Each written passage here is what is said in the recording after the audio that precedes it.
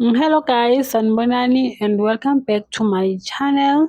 ESouth Africa sina-2 ma-super maximum prisons la khona kugcina tibosha leti dangerous emphakathini. Tibosha leti fakwa kuma-supermax. Tibosha leti fakwa ku-supermax tibosha leti lese bazamisisa kutibuyisa endleleni so tibuye.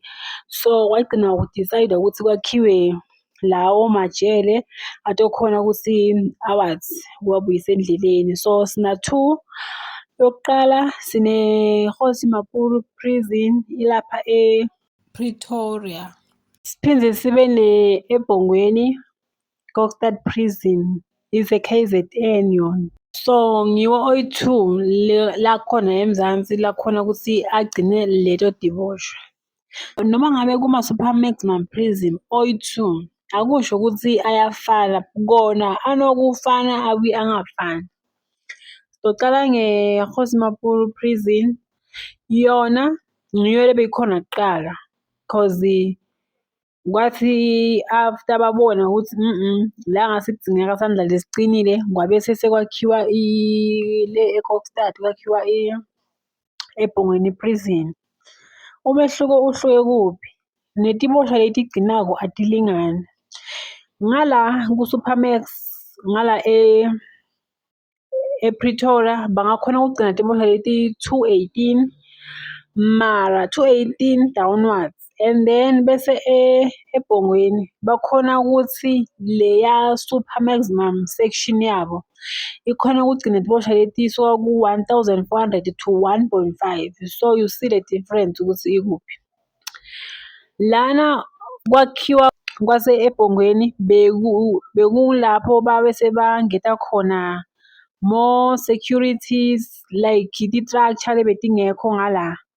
Babese baya-upgrade le system lebisetshenziswa even though somehow ibese ifane mara ayifani kahle ngoba ngala eBhongweni uma-single cell awusheri namuntu uhlalela uyi-1 noma uyingoti uhlala uyi-1. And then bese ngala eKgosi Makhulu uyakhona ukuthi banende nibe yi-group nyana nje bese niyahlala noyi-2 niyakhona kuphuma niyoko-exercise nibe nalabanye like i-communication noma ingekho mara iba khona compared to eBhongweni. eBhongweni uhlalela uyi-1 awu-communicate namuntu ngisho kune-exercise uyibamba uyi-1 ushone khona. Le yase-Pretoria yona inayo i-history yoku-escape cause nabo Ananias bake ba-escape khona. Shokuthi tekuphepha betingakacinanga ngaleyo ndlela.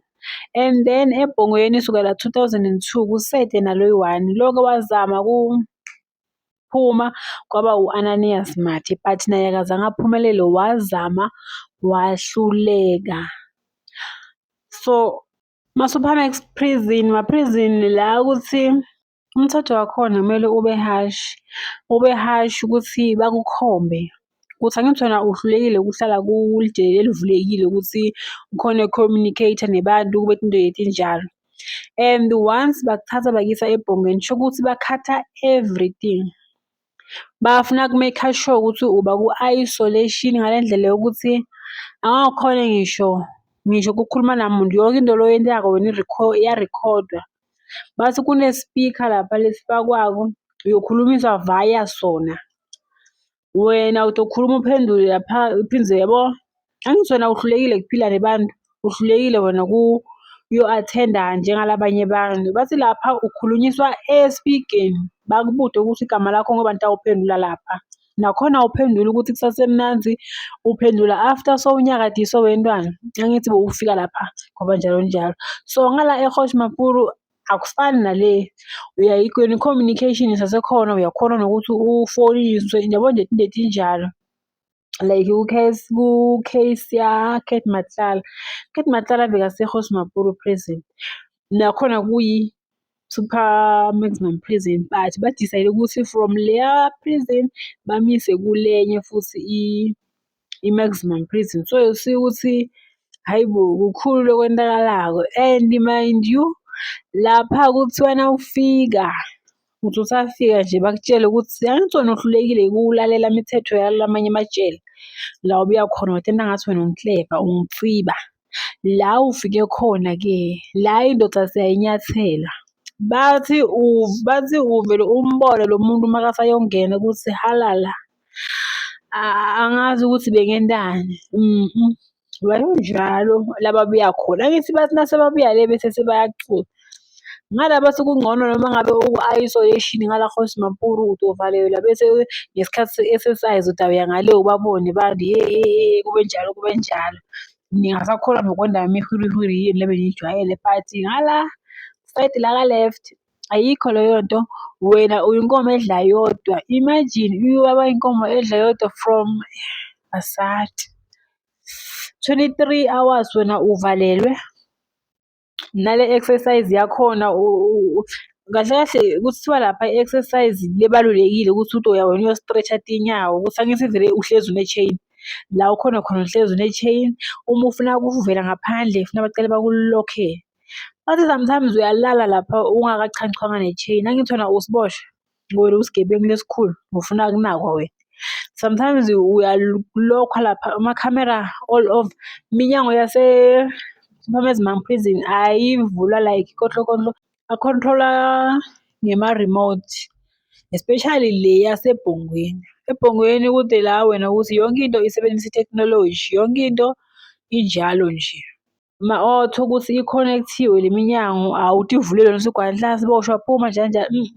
Leyana konke kusebenza i-technology konke nje. So you see ukuthi kuningi lokwenzakalako. Super maximum prisons majele la adinga khona i-high maintenance, especially when it comes to taxpayers. That's why they sometimes complain ukuthi sizobhadala i-tax after lapho kuyonakekela tiboshwa leti ingoti leti ngalandzaba yabo. Cause the more wena ungeteka lapha, that's why ne-tax uyithola seyihamba ifika le. Ngoba ku-maintain-a i-super maximum prison akusemidlalo. Yonke le nto le lapha iyakhosta. Konke lokucasha lapha kufanele kube ku-standard lesi-high.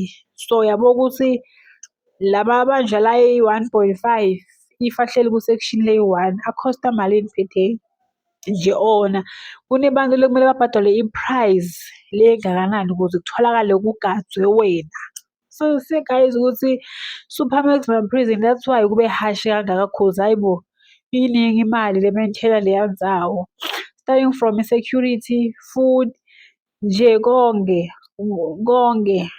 singasho njalo. So guys, that brings us to the end of our today's video. Please like, comment and subscribe. Don't bona ku video elandelayo. Bye.